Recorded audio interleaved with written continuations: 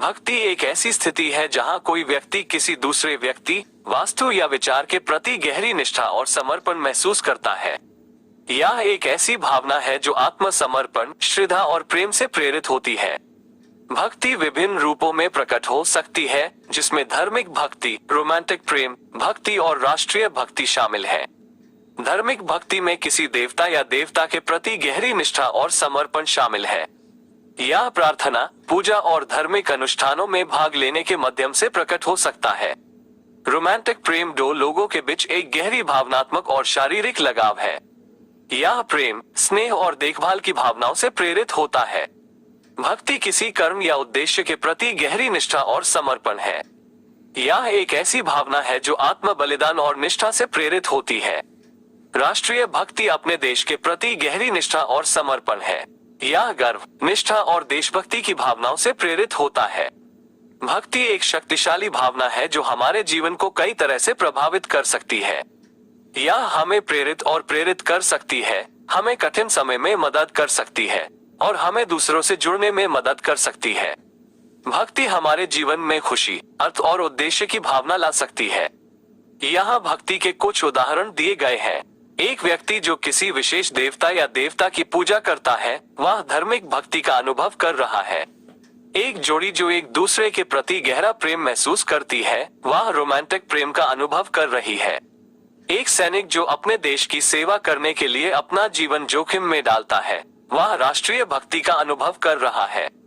एक कार्यकर्ता जो किसी कर्म के लिए अपना समय और ऊर्जा देता है, वह भक्ति का अनुभव कर रहा है। भक्ति एक सार्वभौमिक मानवीय अनुभव है जो हमारे जीवन को कई तरह से समृद्ध कर सकता है। यह हमें प्रेरित कर सकता है, हमें सहारा दे सकता है और हमें दूसरों से जोड़ सकता है। भक्ति हमें खुशी, अर्थ और उद्देश्य की भावना ला सकती है। कृष्ण के अनुसार भक्ति क्या है? कृष्ण ने भक्ति को प्रेम, समर्पण और आत्मनिवेदन के रूप में परिभाषित किया।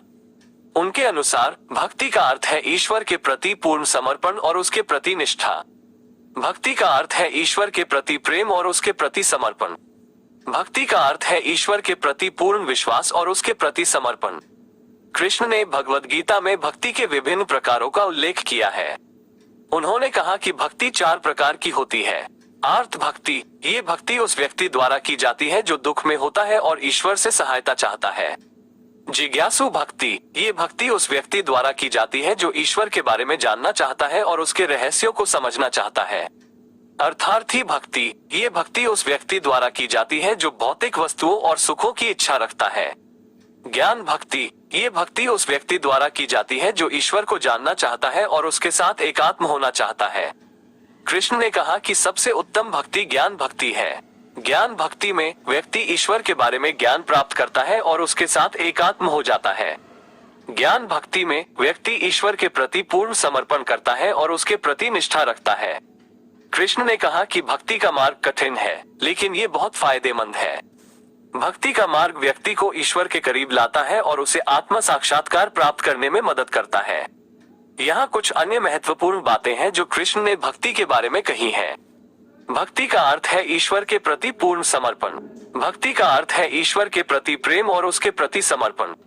भक्ति का अर्थ है ईश्वर के प्रति पूर्ण विश्वास और उसके प्रति समर्पण। भक्ति का मार्ग कठिन है, लेकिन ये बहुत फायदेमंद है। भक्ति का मार्ग व्यक्ति को ईश्वर के करीब लाता है और उसे आत्म साक्षात्कार प्राप्त करने में मदद करता है। ये भी ध्यान रखना महत्वपूर्ण है कि कृष्ण ने भक्ति को केवल धार्मिक अनुष्ठानों तक सीमित नहीं रखा। उन्होंने कहा कि भक्ति का अर्थ है ईश्वर के प्रति प्रेम और समर्पण, और यह किसी भी रूप में प्रकट हो सकता है। भक्ति का अर्थ है ईश्वर के प्रति पूर्ण समर्पण, और यह किसी भी कर्म में प्रकट हो सकता है।